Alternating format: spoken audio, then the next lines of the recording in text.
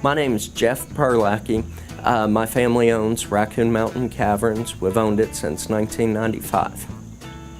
My name is Joe Blevins. I've lived in this area almost my whole life. The TWRA shares the same easement that myself and my brother Steve have to our property. And when the developers came in and obliterated the easement, TWRA did nothing to stop them. They, to date, that I'm aware of, are yet to do anything about it. They just seemed unconcerned about their easement being obliterated, which is interesting because the money was obtained with Forest Legacy money, and in the state of Tennessee, it's my understanding that you have an ownership interest in an easement, and you know, that was obliterated. And if TWRA is truly concerned about the Forest Legacy funds, they should actively be going after the developers for the destruction of the easement.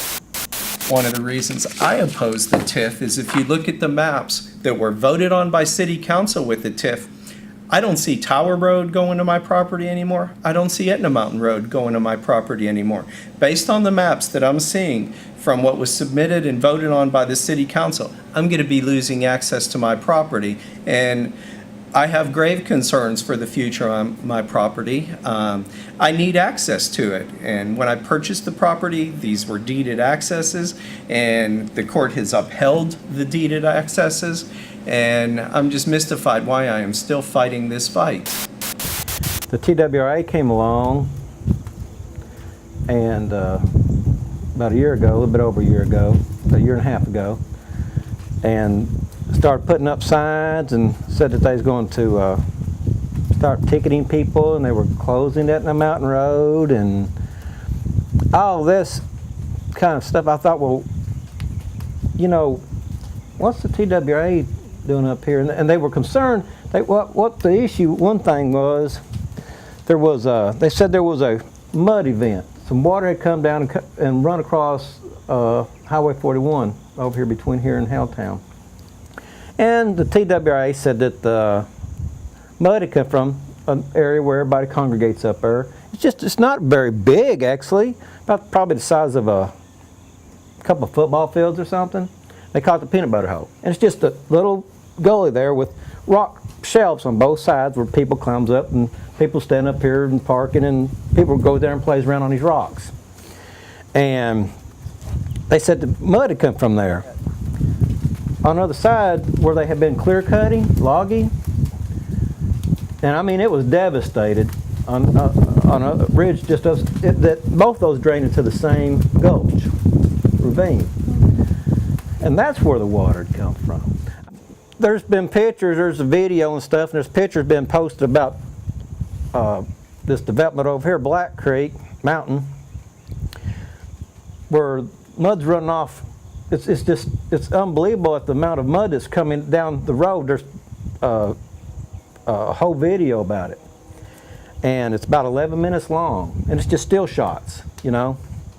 And if the TWRA was concerned about sediment occurring now and over the last year on a pretty much a continuous basis, why would they not be talking to these people about that?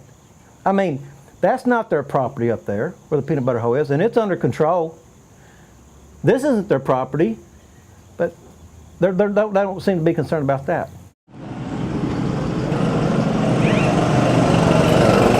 Blind cave spider, it's known as the crystal cavern spider, and our cave is the only cave in the world where this spider lives, and we're very concerned for not only the spider Nesticus furtivus, but also all the species inside the cave, not only from any harmful chemicals that are introduced, but also as homes go in, people use pesticides. If they change any of the natural drainage that currently goes into the cave, is roads are put in up the mountain, how will that change the drainage? What, you know, other harmful chemicals, oil, antifreeze, what type of chemicals from vehicles could go in the cave? We're very concerned for the ecosystem in the cave.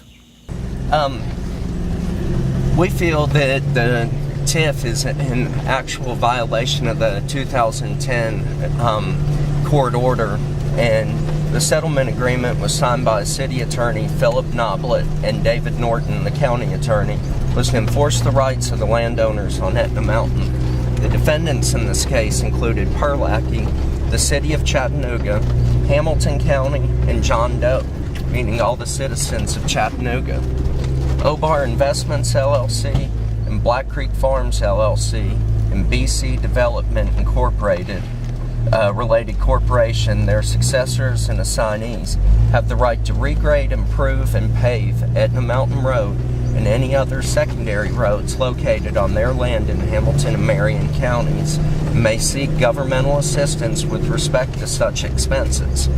Provided, however, that no other party in this matter, including any property owner or easement holder, is required to contribute any cost for improvement or maintenance.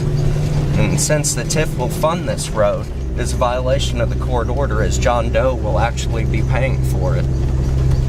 So you're saying that this TIF money is not going to be their responsibility to pay for? It's going to be anybody that lives in the city of the Hamilton County.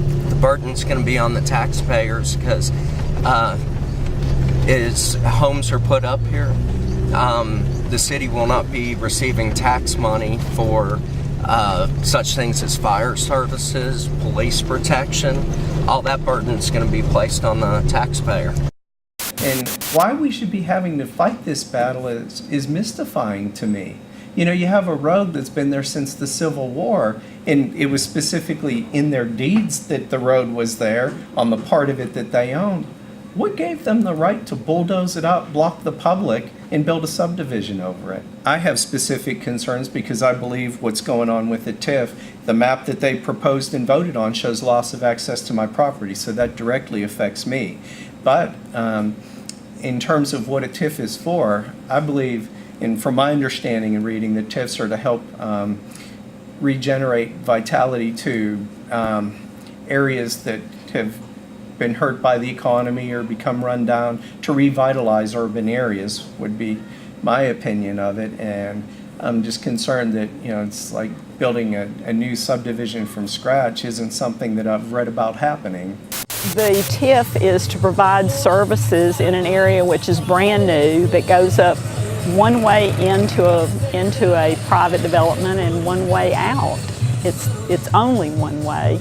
There are many different areas in town and many different areas where infrastructure needs to be put in, and this particular project, if it goes forward, will put this project ahead of many others that are waiting. Helen's lawsuit really strikes me as, wow, here's a lady who is fighting this out of her own pocket, and she doesn't have anything to win out of this. You know, it's like if the TIF happened or didn't happen, it wouldn't change her life at all. It's just that I'm understanding that she's just so appalled by seeing the what she's told me are the violations of what the TIF is for, that she's willing to spend her own money to, you know, basically defend others.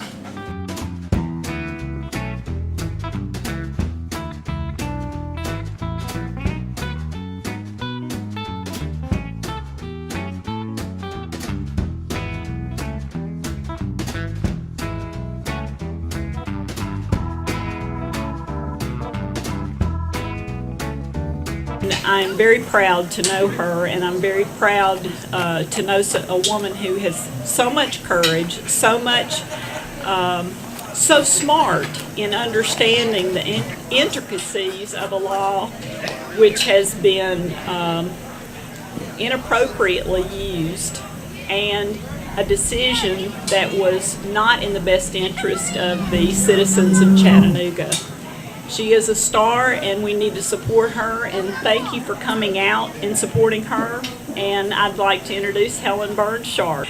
And what happened on the Black Creek TIF is that the applicants applied to the city and the county. They didn't have an application form, they didn't have any criteria, and they just basically approved it. I mean, they did have meetings, but by the time, I think it's fair to say, Deborah, that when the public found out, it was pretty well down the track. And so There was a little bit of discussion at council meetings, but they were not willing, the entire council, to postpone it and wait until they could develop criteria and learn more about what other communities do and all like that. So anyway, we are where we are, and a lawsuit seemed to me to be the only way to try to deal with this. But I think the takeaway, I hope, is not only that, I prevail and no public funds are used on Black Creek, but that the city and the county take these tax incentives seriously. And sometimes they can be appropriate, but